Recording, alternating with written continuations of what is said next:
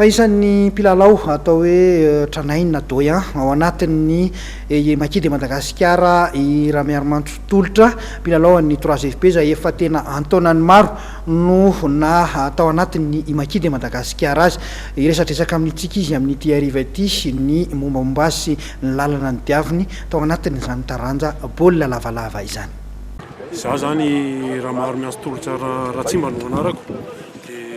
Deuxième ligne atao amin'ny CM junior ny Tomboako ary tao amin'ny CM dia mifinja 3FB ary nanomboka 2003 tatao anaty équipe nationale ary dia mbola ato hatramin'izao ary mbola hiaraka amin'reto mpilalao tanora miaraka amiko reto.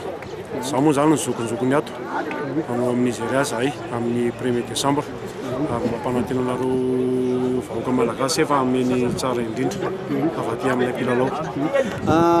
Raha izay sehatra ny lalovana izay fa ela zany ianao ary navita lalao maro tao anatin'ny ekipam-pirenena lalao taiza ny tena hitanao hoe nanamarika anao manokana? Lalao hitako nanamarika manokana zao dia ny lalao 2012 ny tena hitako nanamarika ny lalao tato anaty équipe nationale. Nanao demi-finale tamin'ny Maroc dia nanao finale tamin'ny Namibia ary resitsika tao Mahamasina Namibia tamin'ny prolongation ary iverina aminazy indray sika amin'ity rehefa afaka amin'ny Nigeria sika dia iverina aminazy Sambisy Namibia. Raha hoe zavatra nampalahelo inona no mety hoe nandalo tao amin'ny lalovana?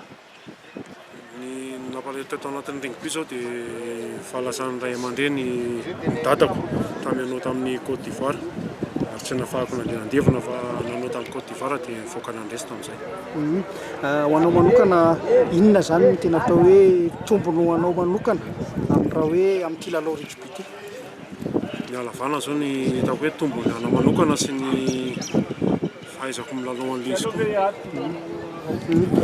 mbola manana tanjona ohatrany ahoana zany Tolotra ao anatin'ny rugby? Andresa Namibia zay zao no tiako atao farany hoe andresa Namibia. Ity zany mety kanina ataoko farany koa araka ilalaovako amin'ny ekipa. Expérience maro no niazonao, inona ny azonao zaraina amin'ny mpilalao namana?